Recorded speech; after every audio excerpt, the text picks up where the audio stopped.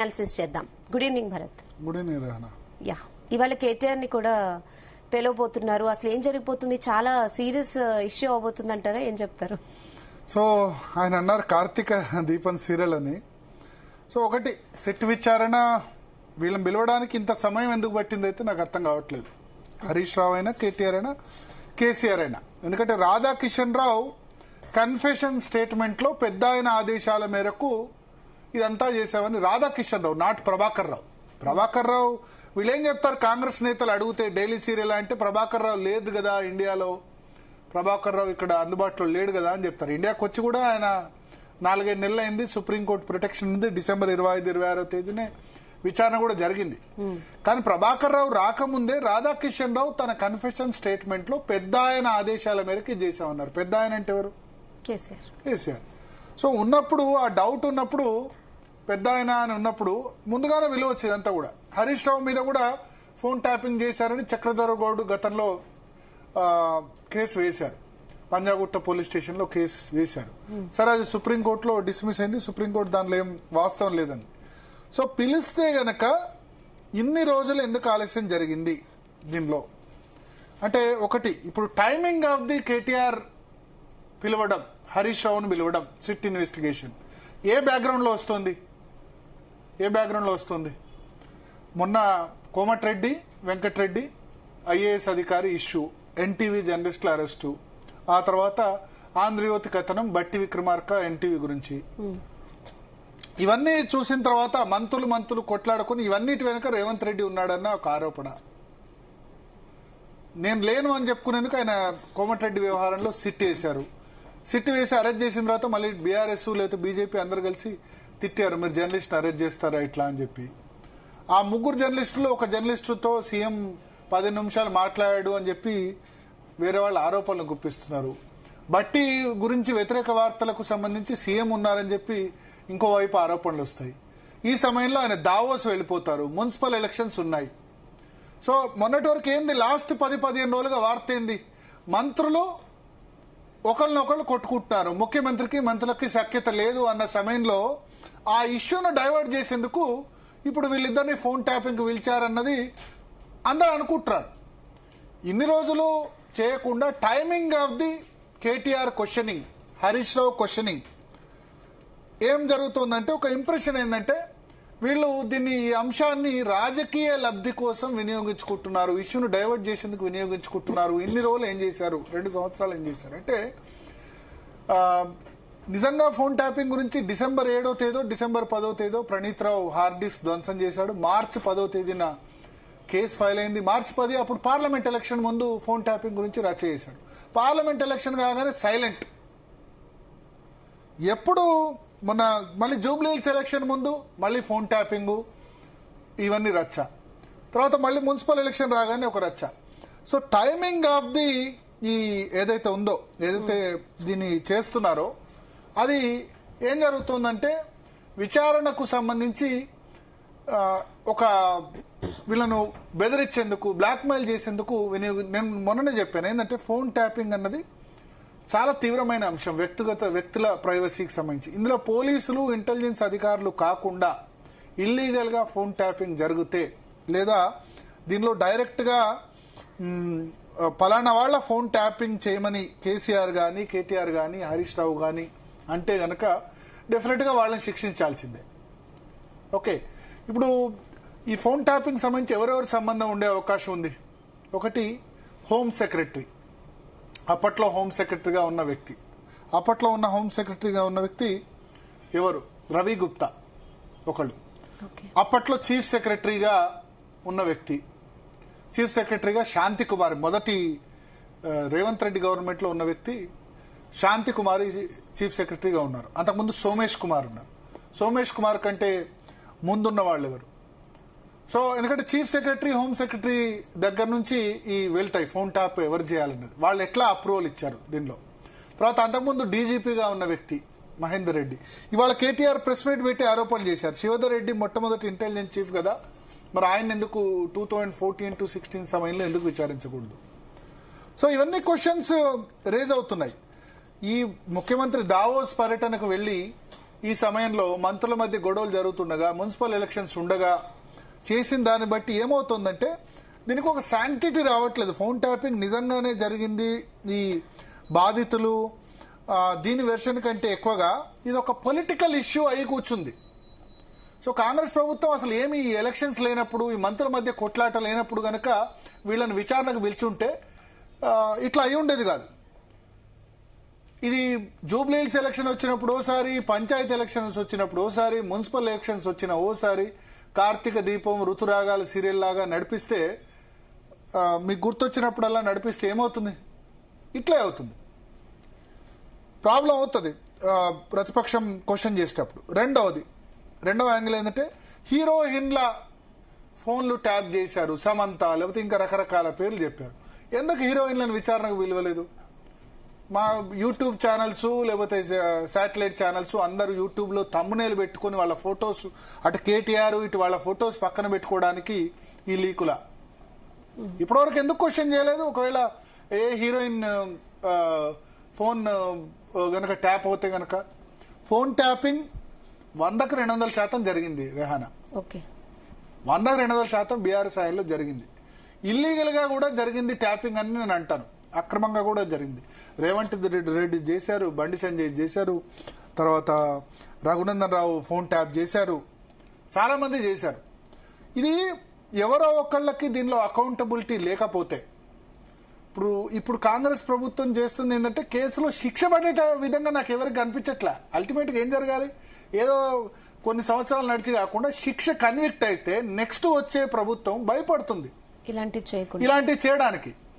కానీ శిక్ష పడే దిశగా కాకుండా కక్షల దిశగా వెళ్ళి ఏదో ఇప్పుడు ఇష్యూ వచ్చినప్పుడు చేస్తే గనక, పైన ఇన్వెస్టిగేషన్ చేస్తే గనక నెక్స్ట్ వాడు కూడా చేస్తాడు.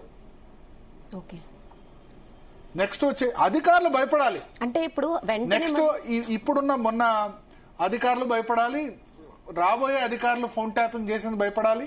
అంటే రాజకీయ నాయకత్వం చెప్తే మేము చెయ్యం, మీరేమైనా ఉంటే మౌఖిక ఆదేశాలు వద్దు, రిటర్న్ గా ఇవ్వండి పలానా వాళ్ళది చేయమని చెప్పి.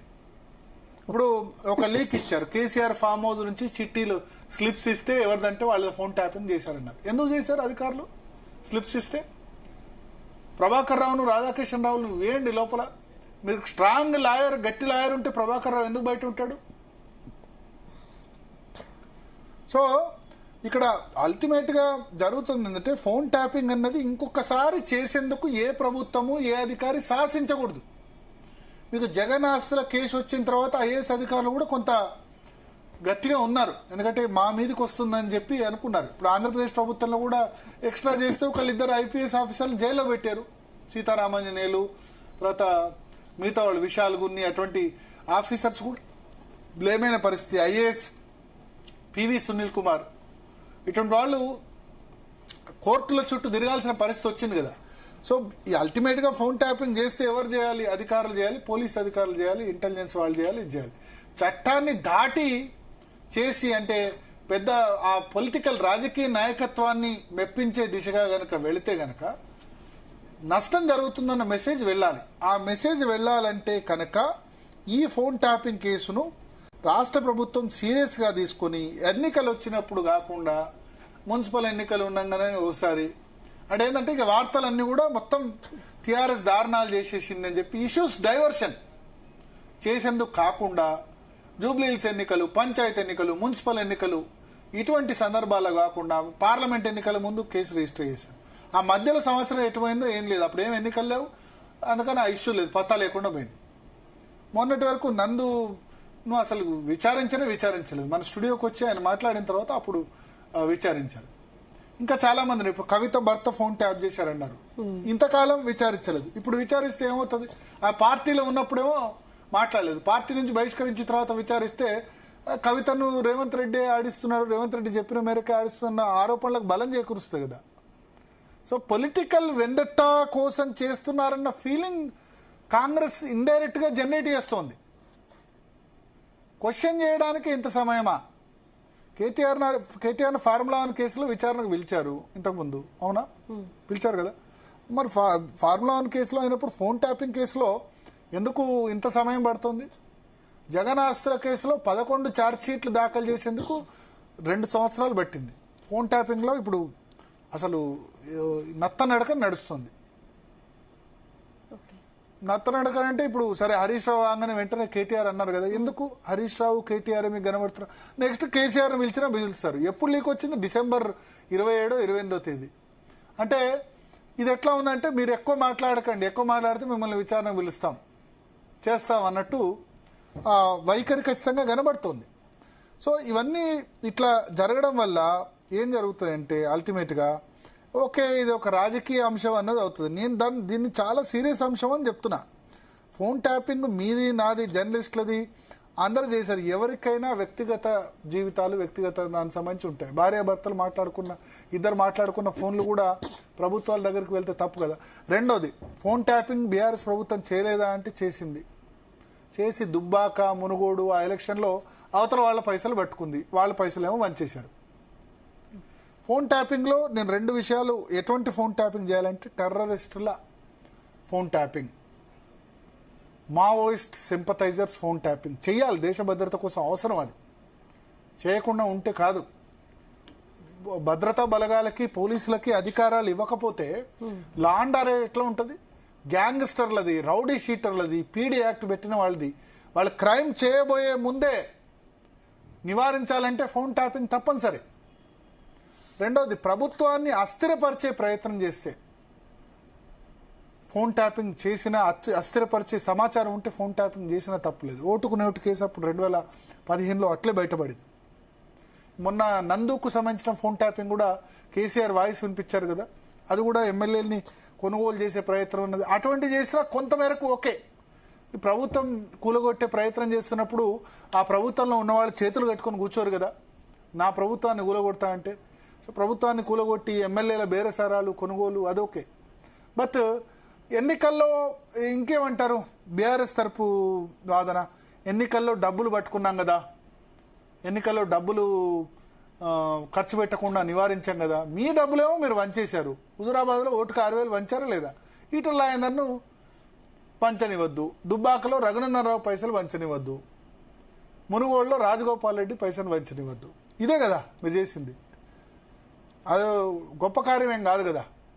మీరు వంచకుండా ఉంటే ఓకే, వాళ్ళ పైసలు వాళ్ళ డబ్బులు ఆపారు, కానీ మీరు వంచారు కదా.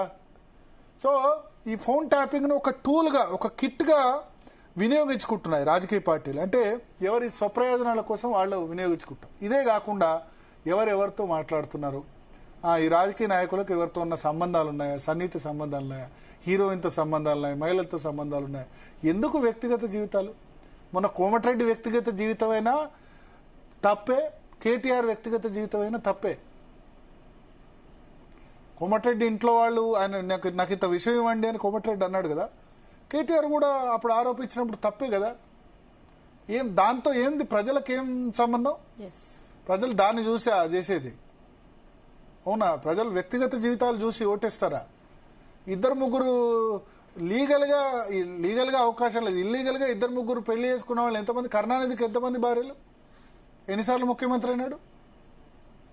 అవునా కదా? కరుణానిధికి 2 భార్యలు కదా, 2-3. ఒక కొడుకు ఒకసారి ఒక భార్యకి స్టాలిన్ పుట్టారు, ఇంకో భార్యకి కనిమొళి పుట్టింది. ఏమో ఎన్నిసార్లు గెలిచాడు? 5 సార్లు గెలవలేదా? ధర్మేంద్ర సినిమా నటుడు, ఆయన ఎంపీగా ఎన్నికయ్యారు. హేమమాలిని 2వ భార్య. ఇవన్నీ ఎందుకు? అసలు వ్యక్తిగత జీవితాలను చూసి ప్రజలు ఓట్లేసే పరిస్థితి ఉందా? ఇవన్నీ కూడా అంటే మన మీడియా లేకపోతే కోమటిరెడ్డికి ఎవరితో సంబంధం ఉంటే ఏంది, దేశానికి ఏం లాభం, దీనికేం లాభం? ఆయన దాని ద్వారా, ఆ సంబంధం ద్వారా ఏదన్నా ప్రభుత్వానికి అవినీతి చేకూరుస్తున్నాడా లేకపోతే ప్రజలకు నష్టం చేకూరుస్తున్నాడా అన్నది ఇష్యూ. కానీ ఈ వ్యక్తిగత సంబంధాలన్నీ ఫోన్ ట్యాపింగ్ ద్వారా తెలుసుకొని వాళ్ళని బెదిరించడం, అది చేయడం, ఇవన్నీ దిస్ ఈజ్ నథింగ్ ఇదేం చెప్తాను. అంటే అల్టిమేట్గా ఇక్కడ జరుగుతోంది ఏంటంటే వ్యక్తిత్వ హననానికి పాల్పడే ప్రయత్నం కూడా చేస్తున్నారు ఆ గవర్నమెంట్ ఈ గవర్నమెంట్.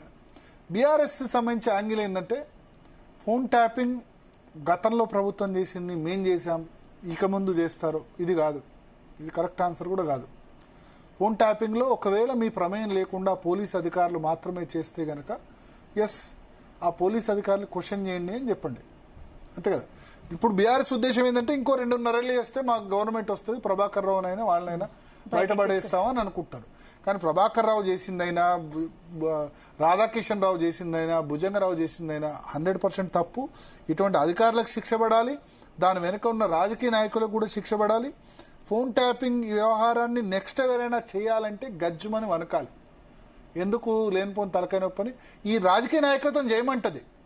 ఇప్పుడు రేపు రేవంత్ రెడ్డి ఇప్పుడు జయిస్తాడు, రేపు ఇంకో ముఖ్యమంత్రి కేసీఆర్ వచ్చినా జయిస్తాడు, లేకపోతే బీజేపీ నుంచి వేరే బండి సంజయ్, కిషన్ రెడ్డో, ఈటల రాజేందర్ ముఖ్యమంత్రి అయితే వాళ్ళు కూడా జయిస్తారు. చేయమని అంటారు. చేయమని అంటే గనక పోలీస్ అధికారులు మాకెందుకు ఇబ్బంది, నువ్వు ముఖ్యమంత్రిగా ఉండేందుకు మేమెందుకు చేయాలని భయపడే విధంగా ఉండాలి. ఆ యాక్షన్ ఉండాలి. నాకు అట్లా కనిపించట్లేదు ఇన్వెస్టిగేషన్. ఎన్నికలకు బట్టి చేస్తున్నట్టు కనిపిస్తుంది. మాట్లాడదాం. మనతో పాటు